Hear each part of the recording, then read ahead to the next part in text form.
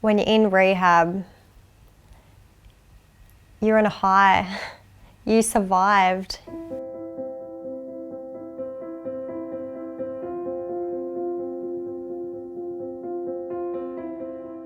The accident, the rehab, it did have an effect on our relationship. I think our world had been tipped upside down and it took some adjusting to get used to.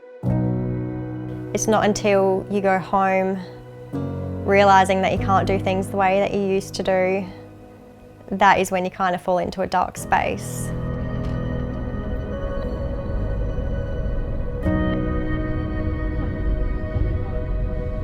The first main struggle was getting her home and getting her set up and sorted in a way that she could function and cope safely.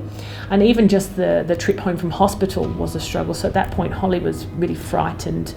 The prospect of her getting into a car was really scary for her. Getting in and out of the car was quite challenging, and we needed to, from memory, prop up the seat with some pillows and cushions. I think she held my hand that tight the whole way. By the time I got home, I couldn't feel my hand. She was squeezing it that hard, so it was pretty scary. We made sure she had a therapy team put together that were ready to start with Holly from when she got home. The house had to be set up so that she'd have a room that she could work, try and do some exercises. I couldn't stay in the shower. I couldn't make my own breakfast. Something as little as painting my toes or something as getting out of bed, everything was a struggle. And at that point, Holly was requiring physiotherapy, psychology, occupational therapy and exercise physiology, speech therapy, and a lot of that was coming to her home. It's a good accomplishment, Dawe. Well, they mastered for the day. I'll do raspberry. It was so much more than just one challenge. Cognition and her communication, her memory, created a lot of fatigue for her. So she had a lot of difficulties.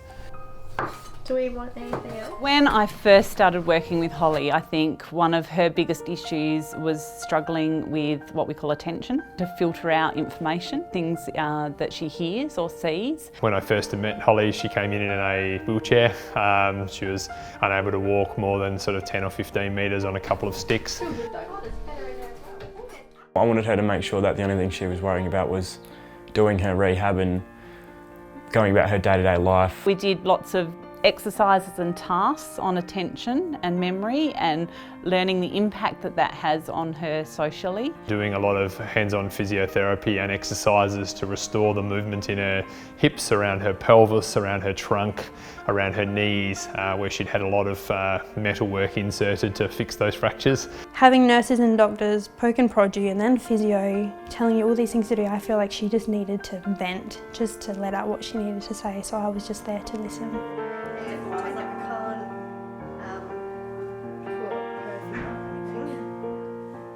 I was there.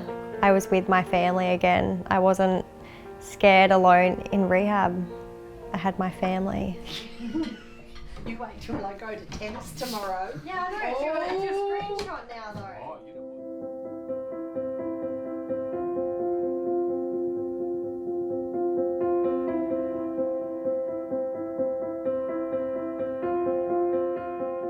And I remember happy crying walking into one of my appointments because I don't think I've ever happy cried before in my life.